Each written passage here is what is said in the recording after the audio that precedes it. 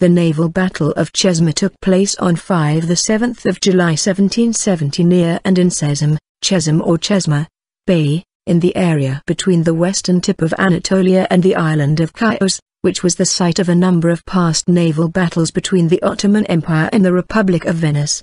It was a part of the Orlov Revolt of 1769, a precursor to the later Greek War of Independence, 1821–29, and the first of a number of disastrous fleet battles for the Ottomans against Russia. The Russo-Turkish War had begun in 1768, and Russia sent several squadrons from the Baltic Sea to the Mediterranean Sea to draw Ottoman attention away from their Black Sea fleet. Then only 6 battleships, ships of the line, strong. 2 Russian squadrons, commanded by Admiral Grigory Spiridov and Rear Admiral John Elphinstone. 3, a British advisor, combined under the overall command of Count Alexei Orlov, Commander-in-Chief of the Russian fleet, and went to look for the Ottoman fleet. On the 5th of July 1770 they came across it anchored in line just north of Chesme Bay, western Anatolia. Details of the Ottoman fleet are uncertain, but it included 14 to 16 ships of the line, including Real Mustafa of 84 guns, Rhodos of 60 guns and a 100-gun flagship. In addition there were perhaps 6 frigates, 6 xebuks, 13 galleys and 32 small craft, with about 1,300 guns in total. About 10 of the ships of the line, of 70 to 100 guns, were in the Ottoman main line, with a further 6 or so ships of the line in the second, arranged so that they could fire through the gaps in the first line. Behind that were the frigates, xebuks etc. The fleet was commanded by Capudan Pasha Mandal Said Hussein in the 4th ship from the front, north end, of the line, with Hussein Pasha in the 1st ship, Real Mustafa, and Kafur Bey in the 7th. 2 further ships of the line, probably small, had left this fleet for Mytilene the previous evening. After organizing a plan of attack,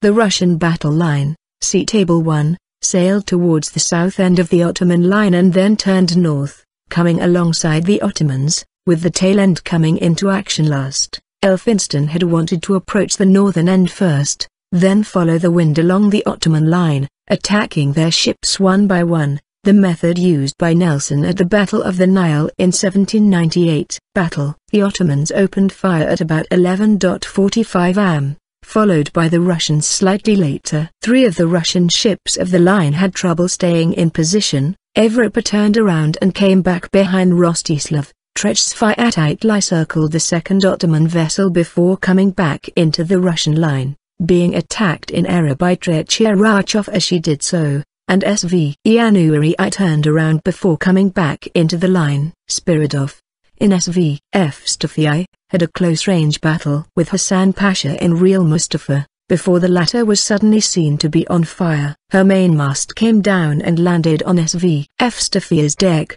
causing the Russian ship to immediately blow up. Shortly later Real Mustafa blew up as well. According to Elphinstone, who claimed the Russians were almost useless, Spiridov and Count Fyodor Orlov, brother of the commander, had left SV Evstafii before the fighting became close range. Spiridov ended up on Trisfiatitlia. SV Evstafii's captain, Cruz, survived too. At about 2 p.m. the fighting ended, as the Ottomans cut their cables and moved south into the bay, forming themselves into a defensive line of 8 ships of the line, a second line, and the rest beyond. On 6 July the Russians bombarded the Ottoman ships and land positions, and at about 12:30 am on the morning of 7 July Orlov sent Samuel Greig, who transferred to Rostislav, to attack with Evropa, Rostislav and Nitron Menya forming a south-north line facing the Ottomans, and with Saratov in reserve, Nadezhda attacking the batteries at the eastern side of the bay entrance, Africa attacking the batteries on the western side,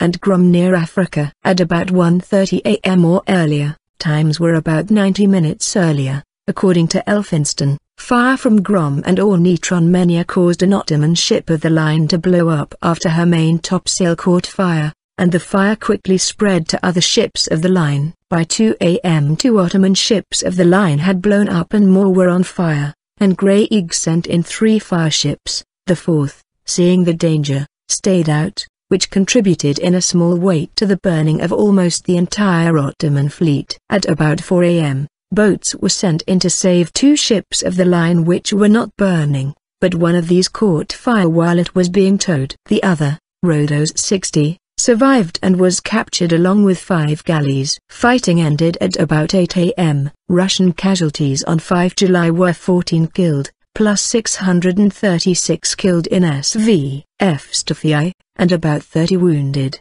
and on 7 July 11th killed. Ottoman casualties were much higher. Hüseyin, Hasan Pasha and Kafur Bey survived. Hüseyin was removed from his position, which was given to Kafur Bey. This was the only significant fleet battle during the Russo-Turkish War. The Battle of Chesme was fought on the same day as the land battle of Laga. It was the greatest naval defeat suffered by Ottomans since the Battle of Lepanto, 1571. This battle inspired great confidence in the Russian fleet and allowed the Russians to control the Aegean Sea for some time. The defeat of the Ottoman fleet also sped up rebellions by minority groups in the Ottoman Empire, especially the Orthodox Christian nations in the Balkan Peninsula, who helped the Russian army in defeating the Ottoman Empire.